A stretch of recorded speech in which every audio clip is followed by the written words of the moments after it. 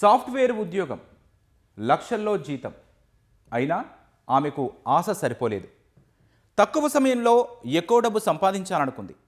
ఆ దురాశే ఆమెను తప్పుడు మార్గంలో నడిపించింది. ఈజీ మనీ కోసం ఆశపడి కోడింగ్ చేయాల్సిన సాఫ్ట్వేర్ తప్పుడు దందాలోకి దిగి చివరకు కటకటాల పాలైంది. ఇంతకీ ఎవరామె? ఆమె చేసిన వ్యాపారమేంటి?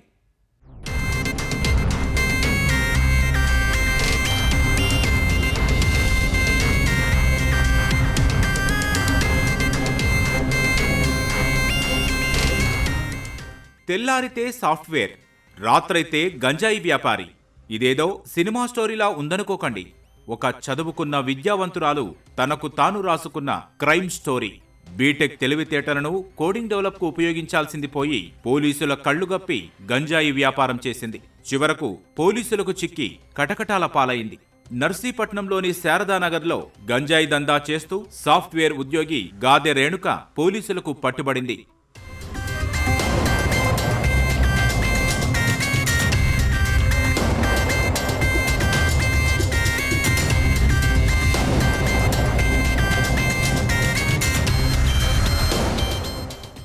విజయనగరం జిల్లా సంతకవిటి మండలం మోడుగుల గ్రామానికి చెందిన గాదె రేణుక బీటెక్ వరకు చదువుకుంది.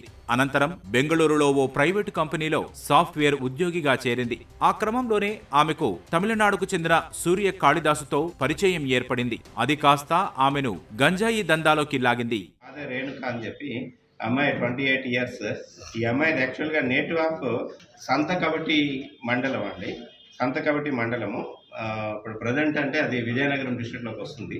అక్కడ ఈ అమ్మాయి బీటెక్ చేసింది. అట్లాగే సాఫ్ట్వేర్లో కూడా బెంగళూరులో ఉద్యోగం చేస్తుండేది. ఉద్యోగం చేస్తూ ఈ సూర్యకాళిదాస్తో పరిచయం అయిందో ఈ గాంజా వ్యాపారం స్టార్ట్ చేసింది. గాదె రేణుక ఓ పక్క సాఫ్ట్వేర్గా పనిచేస్తూనే మరో పక్క గంజాయి వ్యాపారం చేస్తోంది.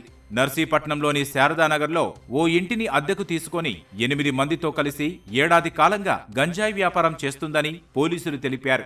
అల్లూరి సీతారామరాజు జిల్లా బలిమేల ప్రాంతంలో తక్కువ ధరకు గంజాయి కొనుగోలు చేసి కర్ణాటక, తమిళనాడుకు సరఫరా చేస్తున్నట్లు పోలీసులు గుర్తించారు. నర్సీపట్నంలోనే శారదానగర్లో ఒక హౌస్ ఒకటి అద్దెకి తీసుకొని ఇక్కడి నుంచి గంజాయి షిఫ్ట్ చేస్తున్నారు. వీళ్ళిద్దరు అట్లాగే మిగతా 2 లేడీస్ కూడా లలిత కుమారి, పొన్నగంటి కుమారి, వీళ్ళు కూడా నర్సీపట్నంలోనే అయ్యన్న కాలనీలో షెల్టర్ తీసుకొని ఉంటున్నారు. వీళ్ళంతా కూడా ఒక గ్యాంగ్గా ఏర్పడి అట్లాగే మన అడ్డూరి ప్రసాద్, ఈయన కూడా మెయిన్ అక్యూజ్డ్ అండి. ఈయన కూడా అయితే యాక్చువల్గా ఇప్పటి వరకు మనం పట్టుకున్నవన్నీ చూస్తుంటే ట్రాన్స్పోర్టేషన్ కేసులు మన మీదుగా వెళ్తున్నవి పట్టుకోవడం జరిగింది.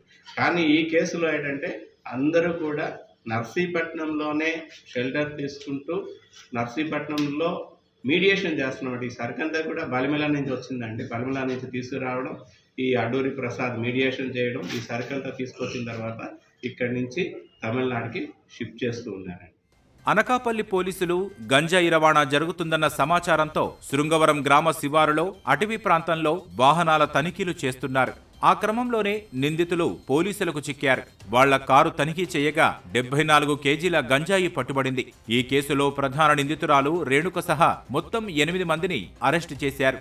వారి నుంచి 74 కేజీల గంజాయి, 1 కారు, 2 స్కూటీలు స్వాధీనం చేసుకున్నారు.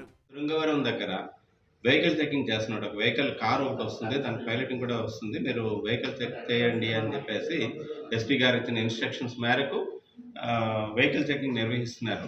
అట్లాగే ఈరోజు అరౌండ్ 12:30 మధ్యాహ్నం 12:30 గంటల ప్రాంతంలో ముందొక స్కూటీ ఒకటి పైలట్ చేసుకుంటూ ఒక 2 మగవాళ్ళు, అలాగే ఒక కారు ఒకటి, అట్లాగే వెనకాల ఇంకొక స్కూటీ కూడా ఇంకొక 2 వస్తుండగా మన టీం అంతా కూడా వాళ్ళని ఇంటర్సెప్ట్ చేయడం జరిగింది. ఇంటర్సెప్ట్ చేసి ఆ కార్ని చెక్ చేయగా ఆ కార్లోని ఒక సుమారుగా 74 కిలోల గంజాయి ఉందండి. అందులో ఒక 3 లేడీస్ ఉన్నారు.